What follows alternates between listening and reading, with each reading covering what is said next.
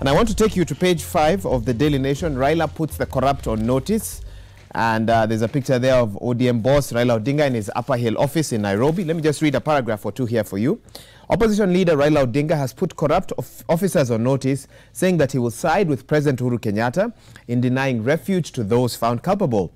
And the latest statement yet of his intent not to appear to be shielding corruption merchants, the opposition chief said he's departing from his usual politics, where those accused cite tribe or political party to evade justice. And in a statement by a spokesperson, Odinga assured the country that the war on corruption has his full backing, as agreed with President Kenyatta. Let me get some reactions even when it comes to matters, the fight against corruption. And on the front page of the Daily Nation, a similar story in terms of corruption matters. NYS suspects blocked from looted fortune.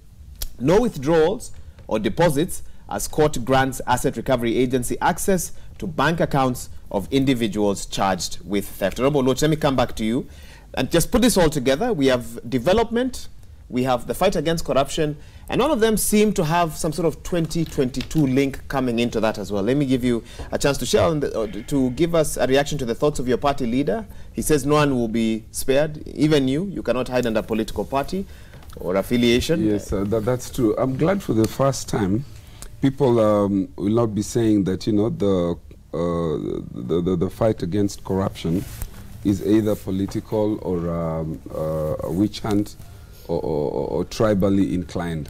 And that's why I think it's important that against the backdrop of the handshake, the two most important key people in this country are speaking from the same side of the divide. You remember previously when the Right Honorable Raila would speak about corruption, everybody in government would be saying that, you know, he's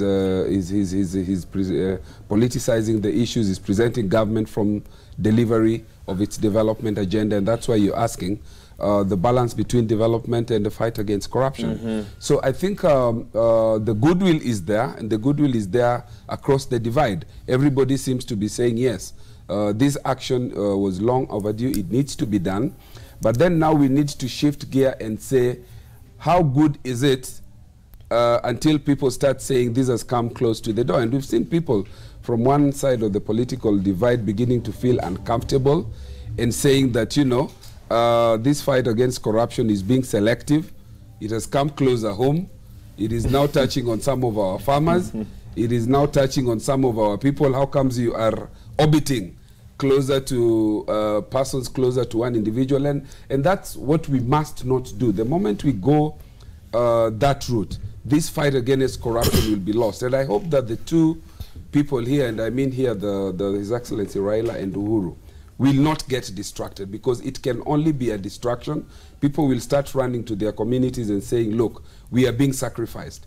And if that happens, this will be the end of this fight against this fight on corruption. Okay. Honorable Nyoro, we are being told about one side complaining, this other side saying this. Why does it seem that different sides have different views on what corruption is or how corruption should be fought? First of all, I will give my view, because I think it's a very good and timely thing that His Excellency Uhuru Kenyatta came together with Raila Odinga, because there before, the fight against corruption was always a fight between Jubilee and NASA. If you touch somebody whose name suggests they lean towards Jubilee, then it becomes a tribal and a political affair. But now that our politics have cooled down, now we only have two kind of divides in the fight against corruption. Those people who are stealing and those people whose money is being stolen. And I think that is a very objective and good divide to have at the current moment. And I want to say it would be very bad if we start trivializing the war against corruption to a level of tribalism, to a level of any other thing other than objectively prosecuting those people who are accused. And I can tell you, across the divide, every Kenyan now, the lowest in the society, the highest in the society, any hard-working Kenyan is supporting the government efforts in the fight against corruption. And we just need to accelerate. And by the way, I have to say, Wahiga, I am very pleased by the current people in the judiciary. Like this judge who denied these NYS fellas bail. Because in Kenya, we have known what, and everyone knows what goes on. You can steal 1 billion, then you set aside just a proportion of it. Hiyo ni ya kukuosha, to cleanse you through the system. Then you come out the other side clean. But now we have some people who are clearly standing for our country. And I want to say the people will be remembered, just the same way we remember guys who fought for our independence in 1963. And then we remember the likes of Kenneth Matiba. Second liberation. The people, the heroes who will be remembered next are the people who will stand out against corruption. Because all the many things we can promise Kenyans, all the good roads we want to build, the medicine we want to provide, and the healthcare we need to provide to the Kenyan people, the housing, whatever thing we want to provide cannot be availed to the Kenyan people if we don't have money. We cannot have a situation where we plan to build a road, possibly, for example, in Murang'a. Alafu mtu anajenga hiyo barabara kwa mfuko yake. There is no way Kenya will progress. And again, it is a very bad culture. Wahiga, honestly, siku hizi when you go to mashinani, you ask the youth what you want to become. The issues about being doctors, do engineer, those are now archaic. They look outdated.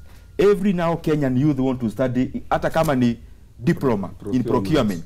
Because you know that is the shortest route to getting rich. We have to empower and to change our culture to a situation where the young people of this country know that if you want to get rich, go to private sector. That will help a whole lot of things in terms of having a lean government, having people catalyst to go and look for money where in drivers of the economy, that is the private sector, other than only looking for a way to get to the government, not to serve, but to loot. Honorable Manzo. Yes, the fight against corruption is very important for the country, and it must begin from all Kenyans. You know, all Kenyans should fight corruption in all ways. Children must be taught good ideas in school and at home. And parents and teachers and people in leadership not be role models of, corruption. And a thief is a thief. It doesn't matter where the thief comes from. It doesn't matter the region, the tribe. We have to have strict laws such that anyone engaging in corruption knows that is an exercise in futility. They will be frustrated and they will never get rich out of it. But what has been happening is that the corrupt are the ones who are praised, they are the ones who are honored, they are the ones who are elected, and the circle goes on.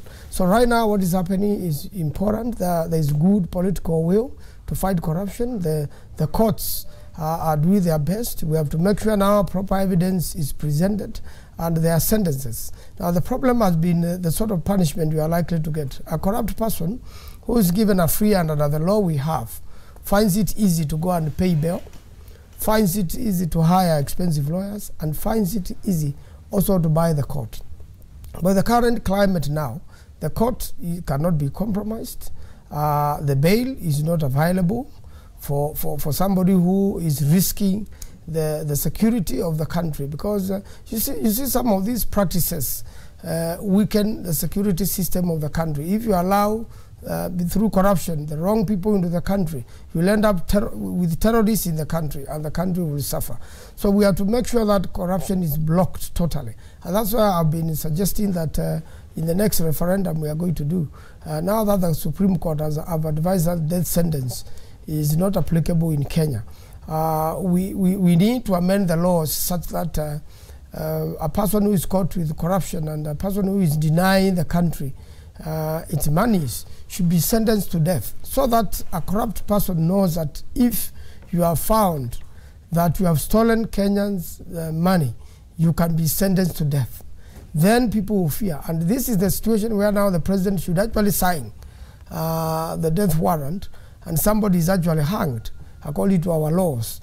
And as that funeral takes place, people know you will never benefit from corruption. It can only end into death by that particular individual. Because if a corrupt individual steals money from the health sector, then you sentence very many Kenyans to death. So why should you be left to be alive? There's no difference between a robber, a killer, and a corrupt person. They are the same. And therefore, when we draft the next the questions for the next referendum, we should bring back death sentence into the country, and one of the punishments for death sentence should be on corrupt individuals who are found guilty. I like the way you've said when we draft the questions for the next referendum, not if.